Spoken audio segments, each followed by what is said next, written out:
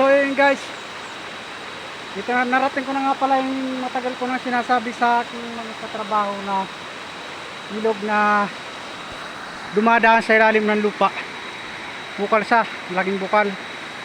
Nadaan niya sa ilalim ng bundok na yun. Oh. Wala na siyang ibang ilog na pinanggagalingan kundi yan lang oh. So papakita ko sa inyo kung ano ang itsura ng ilog na sinasabi ko. Yan, napakalaki siyang ilog na dahil sa ilalim ng lupa.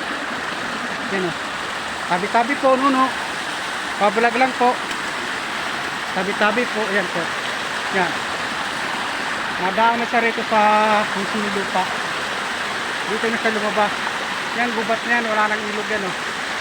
So may waga, sobrang lamig, napakalamig mga idol oh.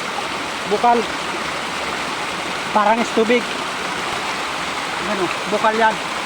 Hanggang dyan na lang ang tubig na lumalabas. Yan oh. Wala na siyang iba, wala ibang tubig, dito lang siya nanggagaling.